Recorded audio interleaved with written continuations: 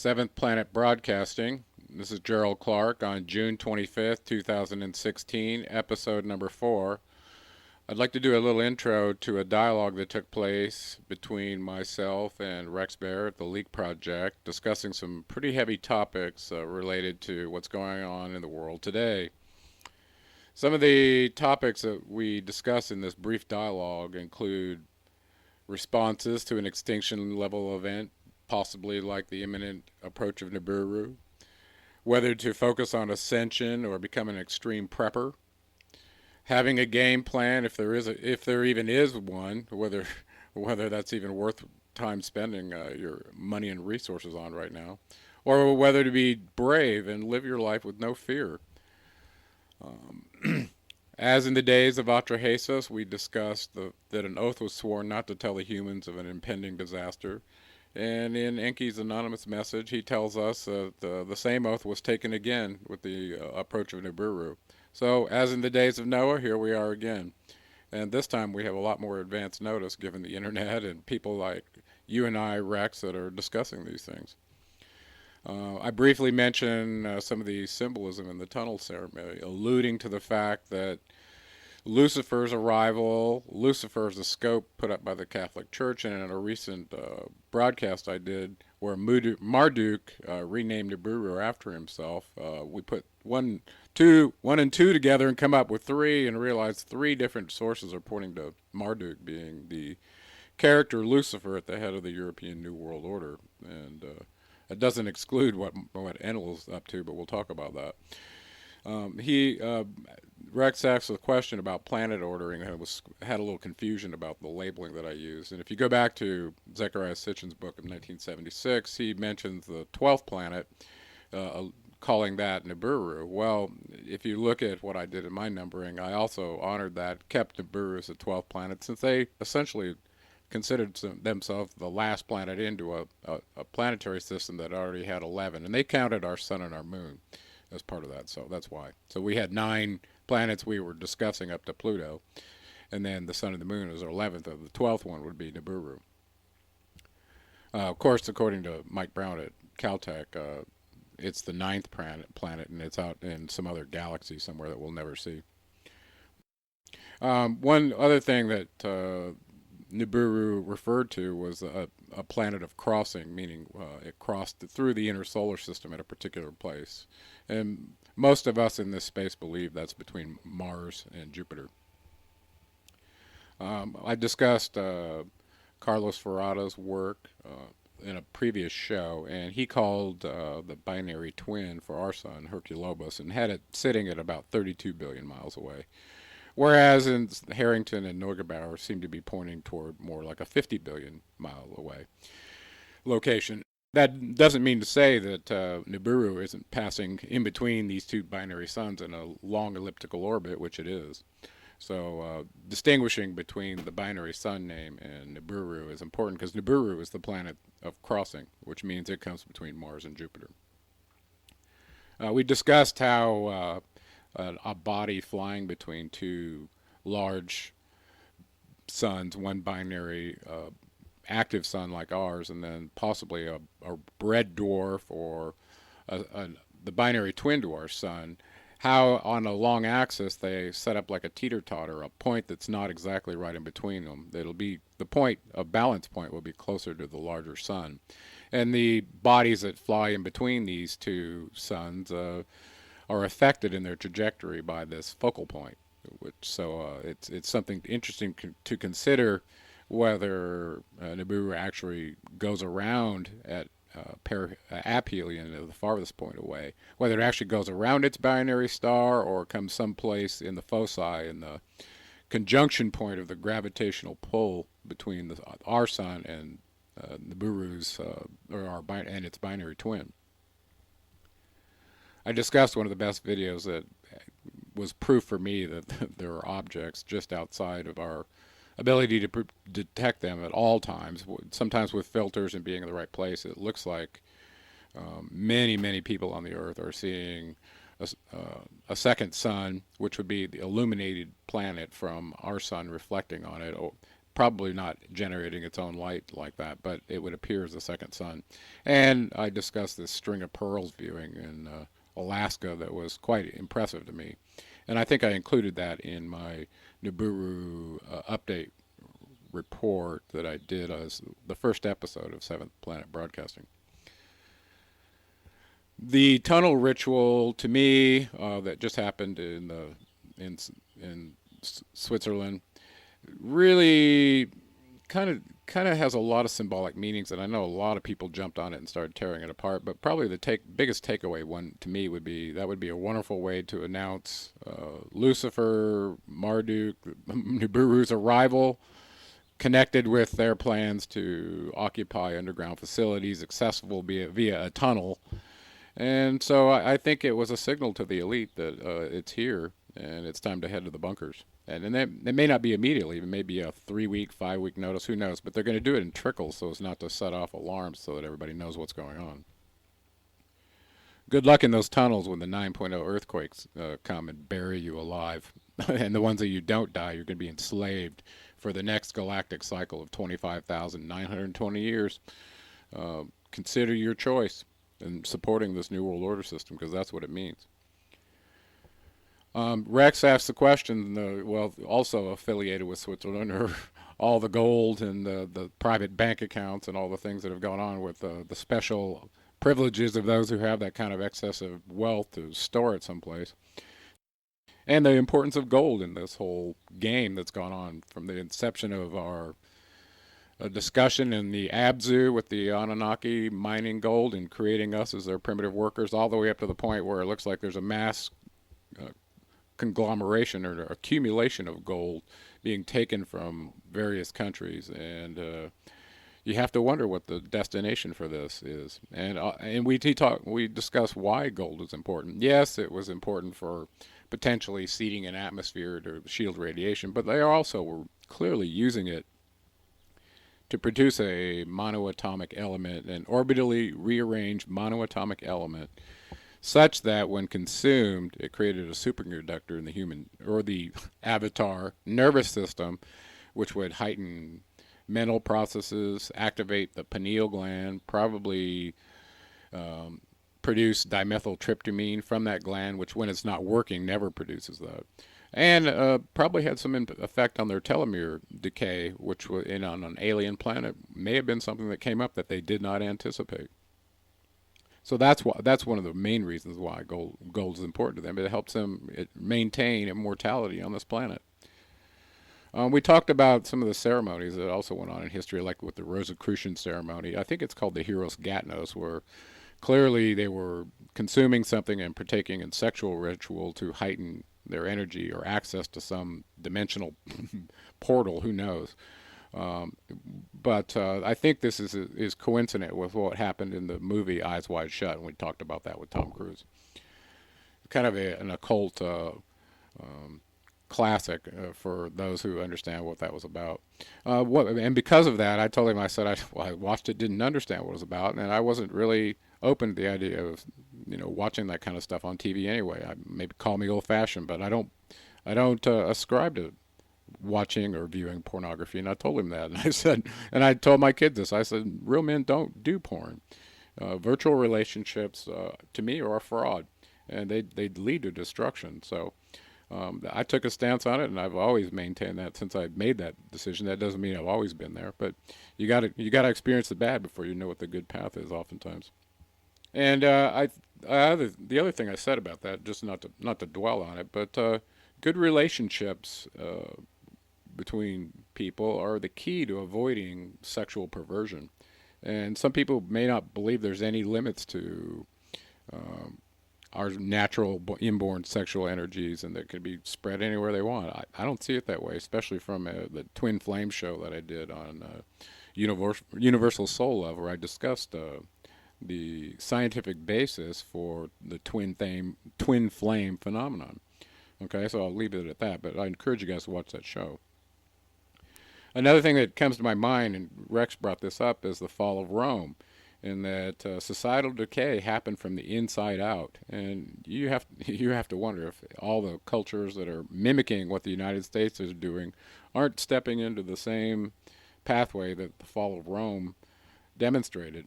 And also it brings up to mind a good book by Jared Diamond. He wrote a book called Collapse, where he talks about how we humans cause our own destruction in civilizations time and time again by overutilizing our resources and not planning for the future. So I think that's happening as well.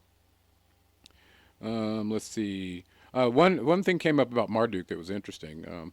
I stated it looks like he's heading up this new world order, cooperating with Enlil, Satan. So it's Lucifer and Satan teamed up against the Enkyites, and we'll talk about that in just a second. But it was interesting to me that Marduk, when he stayed in Mesopotamia, was considered the avenger of his father.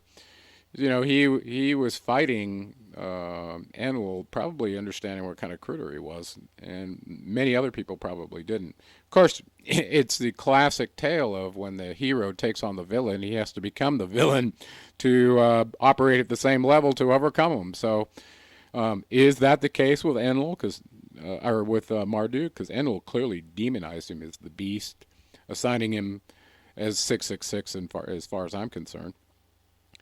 And he did the same smear campaign to most of the other Enkyites as well. So the contrary point, or the corroborating point here, is that Enki claims in his anonymous message on my website, GeraldClark77.com, on the 7th Planet tab, all the way at the bottom, there's an audio message that I turned from text to speech from supposedly Enki himself, where he describes Marduk as the evil fruit of his seed. And clearly states that that Marduk is heading up the European portion of the New World Order, and that Enlil is heading up America. And I saw that a long time ago in their symbolism. So they have a coalition, but are they really in a coalition that's going to hold up, or is it going to get broken apart? And this is where the idea of Enki and his son Ningshita, and others involved. I think ISIS is involved as well, clearly, because she's getting smeared. So she must have taken the Enkiyite team, as far as I can tell. Well, the idea of these Enkiyites up against the Enlilites, battling over who's going to be in charge at the incoming new zodiacal house. And I've been saying this for years, but now it's coming to a head, and you can see it.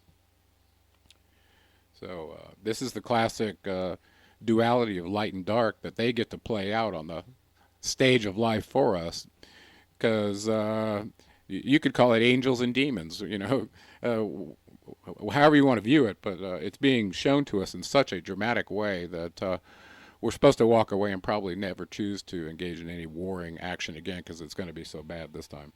So keep that in mind. Kind of a theme that came up in the show that I wanted to drive home was our response to death in a culture in our society.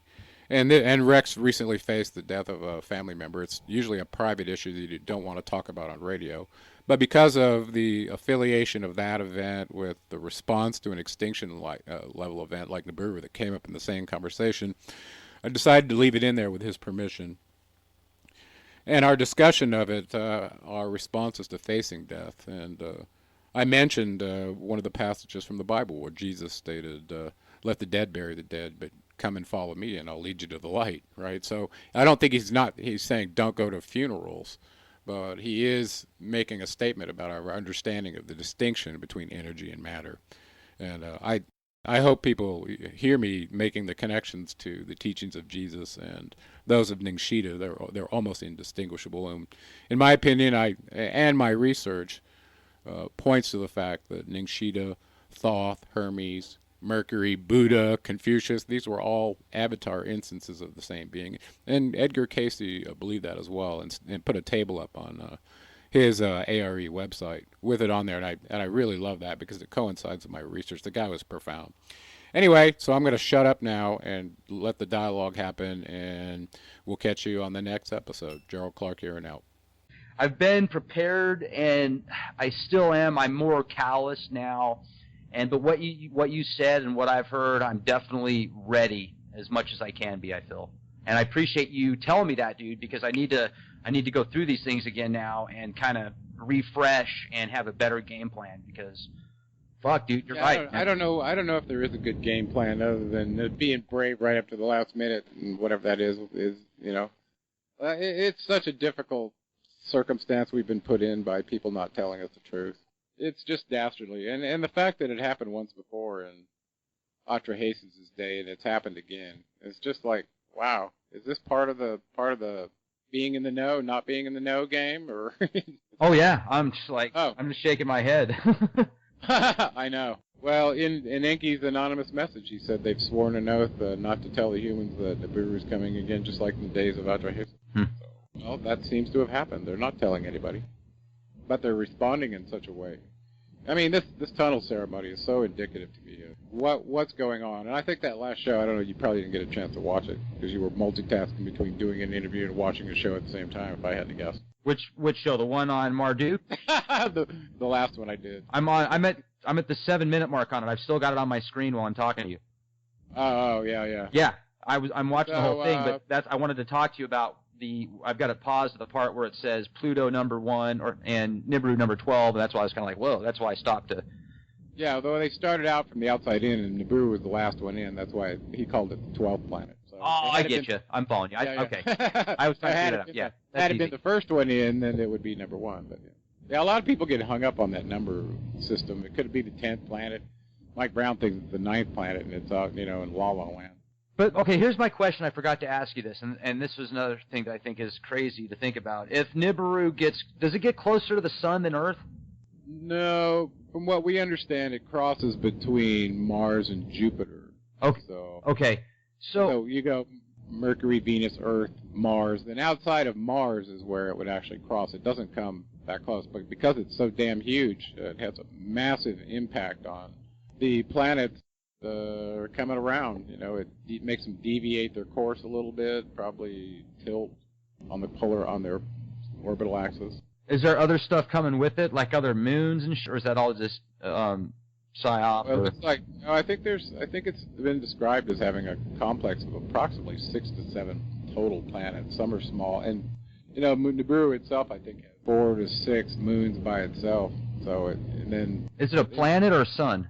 Well, see, here's the thing. I don't think the sun's binary twin is coming in that close. I think it stays out and does its little dance with the sun at approximately the Aphelion location, which is about 50 billion miles. And there's a different name for that. I think you want to call that. I think they call it Herculobus, or yeah. That's what Carlos Munoz Parada. He called it Herculobus, and other people have called it other names. Some people call it Marduk or Nibiru, but the one that actually comes into the place of crossing where it goes between Mars and Jupiter, that spot, that one is actually Nibiru because it points to the planet of crossing. So even though you've got a binary twin out there, you could still have parts of the planets that are visiting both of the suns, right? And they may not go end to end around each sun, but they might do some elliptical pattern where their aphelion point is probably some point between where the two binary suns are along that axis. So if our sun is bigger, it would be closer to us on the axis than it would be the second sun from them. You see what I mean? Yeah. It's like a tug of war, the bigger object that's going to pull it closer to the middle of the elliptical arch or further out. And so it doesn't actually go around its second sun, but probably comes in some place where its gravity pulls it just far enough, and then it goes back out. So, some of these paths can be very complex, where these rocks fly around. Okay. And so, if you look at the sun, there's some images that I've seen, especially with the welding glasses on, and you'll see what looks like a sun to the top left or the top right, and it's stationary and stuff. And then the sun's so extreme now. Do you think that's the second sun, possibly, or maybe just Venus or something, or do you know what I'm talking about? Well, like you normally have to do is when you find something at a certain date and time, the only way to truly know is kind of look at your database and see what's there, and if there's nothing there, you go, well, wait a second. Okay. That you still have to do that, right? Because you could get caught, could get caught by surprise. So you're right, absolutely, and you said that before, so that makes sense. Yeah, but it's good that I still like one of the best videos that I still like the best was taken out of Alaska. And it's been a while ago that somebody showed this panoramic view from Alaska where they were showing these planets coming after the sun had already gone down, where they were then being illuminated while the sun was down below the horizon as they were coming into their orbital path, and they lit up like little suns, each one of them, one after the other. I thought that was pretty impressive. Huh. Like a string of pearls, you know. Yeah, absolutely. Yeah, like a string of pearls. Right on, Yeah. man. Yeah, so I don't know. Best I can guess, based on what I'm seeing happening here, is they're doing crazy rituals. They're affiliating it with huge-ass underground tunnels that you know must connect with other deep underground military bases. It's not just point A to point B for cargo. Of course. That's all they're telling the public, yeah. So it seems to me like this is a signal that it's, and the fact that it's involving the Swiss, who are sitting on all the gold, is this They're how coming they're back gonna for their sneak all the gold. gold out so the Anunnaki can take it off planet before it gets all mangled up good? What? They're coming back for reshipment. Now we're slaves in a different form. We think we're doing work for, getting that gold, and then they're just going to come back. And I've wondered that, too. Why is gold so damn important and so valuable? Well, that could be the whole kind of underlying theme for it, too, man. It's Part of it has to do with certain avatar bodies that need some energetic boost, some little smoothing out of the superconductive highways in the genetic code to allow them to overcome some problem that they had. I think it's probably adaptation to gravity and potentially their telomeres decaying. Like I said in my book, it looks like they were using it to activate their pineal gland, have a different energetic experience, and also apparently it was a substitution for whatever the Rosicrucians were drinking out of the chalice, which looks like the hormones they took out of the female flow, which also had the same effect on the pineal gland. So, they get different hormones from horse urine and all these other different places. Right. The Babylonian birth goddess feminine flow, apparently it had hormones in it that when it was derived alchemically, or separated, however they did it, they would add it back to wine and then drink the stuff and have a really massive energetic experience. So I think that's why they combined it with sexual ritual, because you combined the sexual energy with whatever they were drinking, and it apparently took you to a pretty high state of consciousness, at least for a while. Well, I mean, that stuff's still done today, and there's a lot of books on I know. it. Yeah, I know. absolutely. It showed up in that video, what was it, Tom Cruise, Eyes Wide Shut, or Yep. something like that? Mm-hmm. Very strange. I had no idea what was going on there. I thought it was just a bunch of perversion, and I shut it off. I don't watch pornography. That's a virtual relationship. Real men don't do that. Right on, man. So, anyway, by the way, I never talk about that much, but that's how I feel about it. Well, that's cool, man. I think that's really, if you can be a guy and not watch porn, especially with how easy it is, fuck, dude. That's a Jedi right there, man. Stage Really? Jedi. Is the society that bad that I'm the exception, not the norm? I don't know, man. I mean, I can't. I did have to make a decision years ago that was going to be my stance on it, because I could see it was showing up on YouTube videos unsolicited. It was showing up on Facebook. It's like, okay, they're flooding the digital realm with this stuff, Yeah. And I don't know. I found when you were single and more out of relationship, you were far more vulnerable when you were in a good one. You got that right, man. Absolutely. Mm-hmm. 100%. I think the Jewish priests knew that. That's why they used to make their youngins get married by the time they were in their early 20s. They had to be married, Huh. Because I mean, look how they're using sexual energy to really wipe out the culture. I mean, just take it to a place that I don't know that it should have ever gone to. Well, it's like, it's the old school Rome type deal.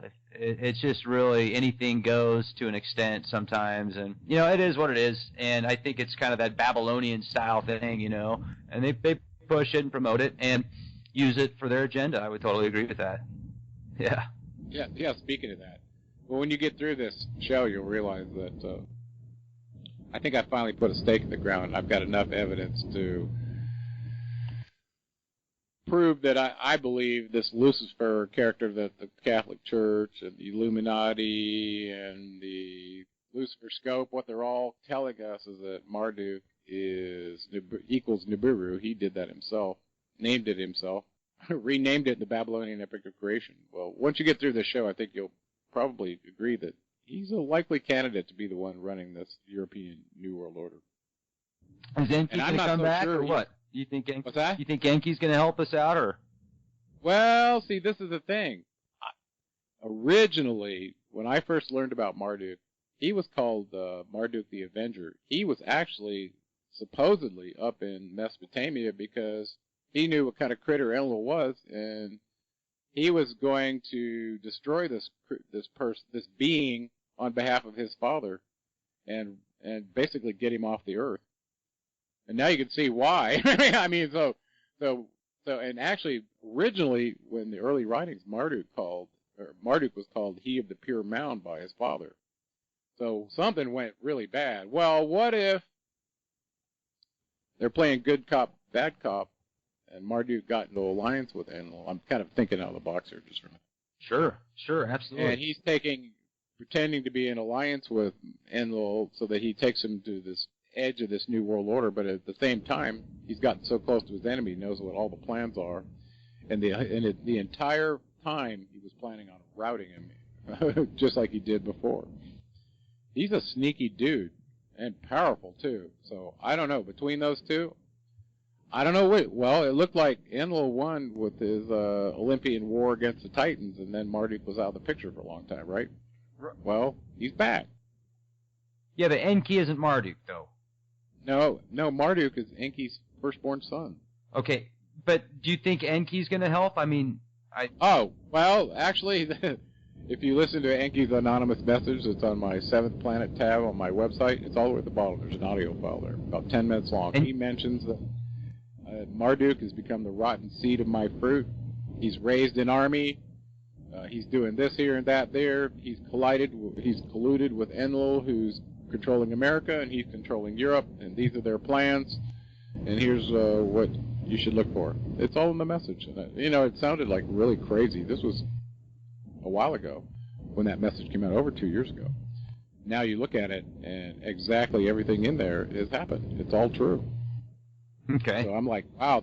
So I have corroborated probably 8/10 of that message that is true, and if the rest of it is true, he's telling us that they're chem-spraying the sky so we don't see Nibiru's approach, and after it destroys everything, Marduk plans to reemerge as the world's leader, the New World Order leader, and not Enlil. So I think those two are going at it, and I'm not sure which one thinks they're going to win, but I don't think either one of them are going to, because they're both working against the